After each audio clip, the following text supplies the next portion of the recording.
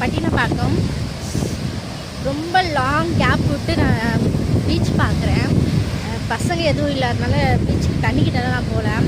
சும்மா அந்த பீச் பார்த்திங்கன்னா ரொம்ப உள்வாங்கின மாதிரி இருக்குது. ஸோ அதை தான் நான் இப்போ எடுக்கணும்னு பார்த்துருக்கேன்.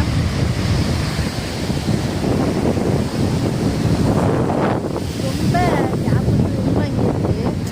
ஸோ இந்த டிஃப்ரெண்ட்டாக இதுதான் ஃபஸ்ட்டு நீங்கள் பட்டினப்பாக்கம் பீச் நான் பார்க்குறது. மெரினா பீச் அந்த காந்தி பீச்சில் நான் பார்த்துருக்கேன். இதுதான் ஃபஸ்ட் டைம். சூப்பராகவே இருக்குது. பசங்க இல்லாதனால தண்ணிக்கிட்ட கொஞ்சம் ஃபீலிங்காக இருக்குது. மற்றபடி ஒன்றும் இல்லை. Super view.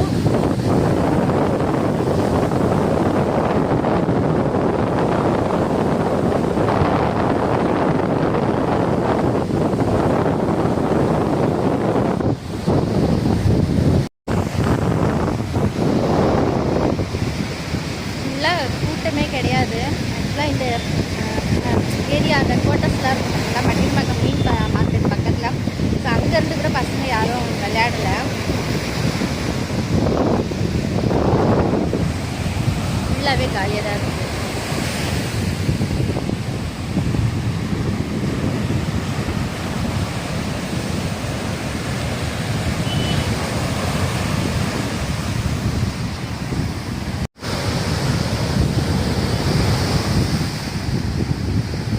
பசங்களை கூட்டில் தான் கொஞ்சம் ஜாலியாக இருக்கும்.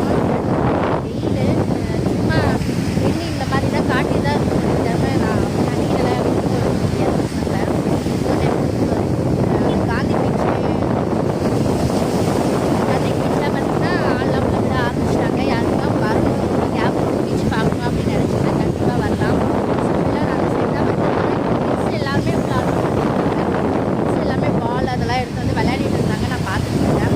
ஸோ நெக்ஸ்ட் வீக் தான் பசங்க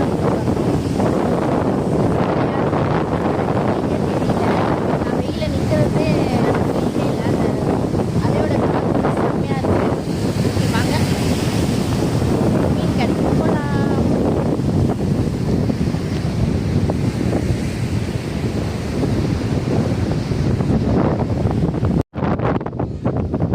ரொம்ப மோசமாக தான் இருக்குது. இது பார்த்தீங்கன்னா இந்த வலைலாம் மீன் இருக்கா இல்லை நார்மல் வலையை கட்டி வச்சுருக்காங்களான்னு சரியாக தெரியல. ரொம்ப கிட்டக்க தான் இருக்குது பட்டினப்பாக்கம் பீச். நம்ம மெரினா பீச் அந்த காந்தி பீச் மாதிரிலாம் இல்லை.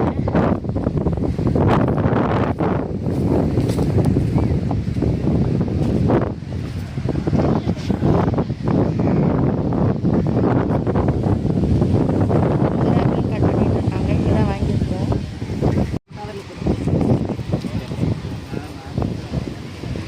பார்த்தீங்கன்னா எங்களோட மீனை தான் க்ளீன் பண்ணிட்டு இருக்காங்க.